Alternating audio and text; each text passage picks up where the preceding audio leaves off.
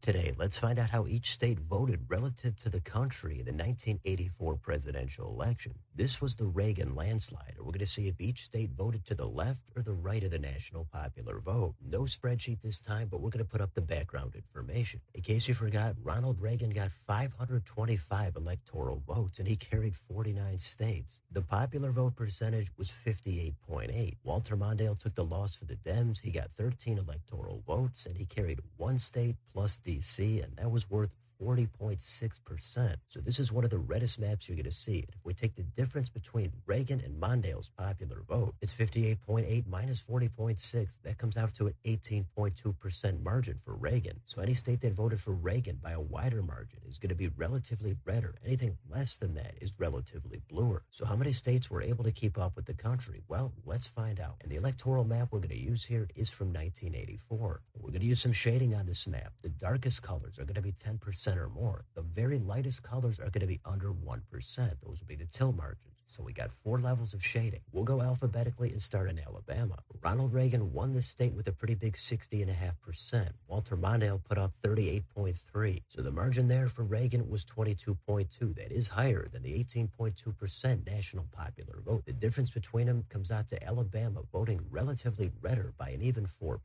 So that's how this works. Let's quickly go through the rest of the states. Alaska was significantly redder at 18.6. Arizona a little less at 15.7. Arkansas comes in at an even 4%. Then in California, this was the first relatively bluer state. It did vote for Reagan by 16%, but that's just a little bit less than the entire country, so they're going to be relatively bluer by 2%. Then more red states. We've got Colorado at 10.1, Connecticut 3.7, Delaware 1.7, Florida 12.4, and Georgia 2.2. Hawaii is a pretty blue state, but again, it did support Reagan by double digits, but it still voted to the left of the country by 6.9.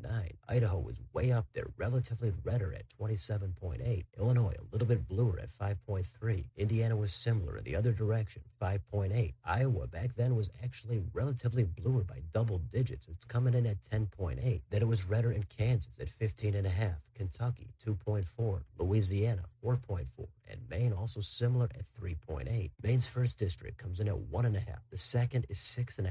Then we've got some double-digit blue states. It's Maryland at 12.7 and Massachusetts 15.4. Michigan almost voted perfectly in line with the country, just 0.8% to the right. How about Minnesota? This was Walter Mondale's home state and the only one of the 49 he was able to carry. It was only by 0.2%, but that means this state was relatively the bluest out of all of them, coming in at a big 18.4. Now we've got a batch of red states. It's Mississippi at 6.2, Missouri 1.8, Montana 4.1, Nebraska, a big 23.6, Nevada, 15.7, New Hampshire, 19.5, New Jersey, 2.7, and New Mexico, 2.3. New York decided to be relatively bluer at 10.2, but then it was more toward the GOP in North Carolina at 5.8, North Dakota, 12.8. Ohio had relatively the smallest percentage out of all the states, even less than Michigan, coming in at just 0.6% to the right of the country. Oklahoma was relatively redder at a big 19.7. Then it was toward the Dems in Oregon at 6%,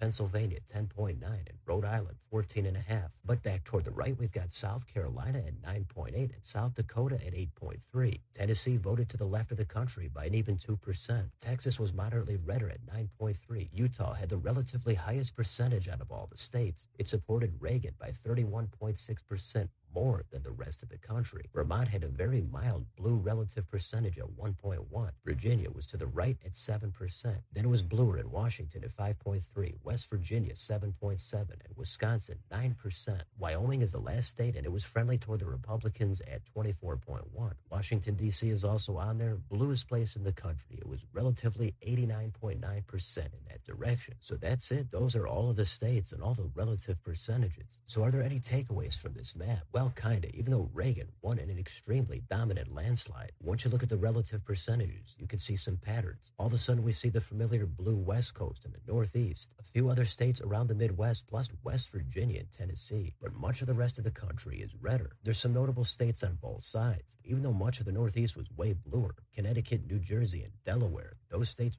managed to go in the other direction. Then you've got Tennessee, West Virginia, and Iowa, known today to be pretty red states, but they managed to actually vote to the left of the country. It's really hard to imagine today a lot of these neighboring states voting by such different margins for the same candidate. So you got to hand it to Reagan here. He really tore up this map completely. He won his home state of California by double digits, and he almost swept the entire map and won every single state. He just barely came up short in Mondale's home state of Minnesota. But once you total all the electoral votes up at the top, you can see states that voted to the left of the country totaled 232. States to the right totaled 306. So Republicans here with an edge, but it's not a complete blowout like the actual election was. And let's not forget about Michigan and Ohio. They voted almost perfectly in line with the country by less than 1% off the national margin. So a fascinating election. A lot of great stuff in here. Who knows when we'll see another landslide close to this. But for now, let me know in the comments. What do you think about how any of these states voted relative to the rest of the country? Are you surprised some states were bluer like Iowa and West Virginia? What about the redder states like Connecticut or New Mexico? Let me know any of your thoughts on this election down below on your way out. Don't forget to like, share, and subscribe. Join if you'd like to help support the channel. Thanks for watching.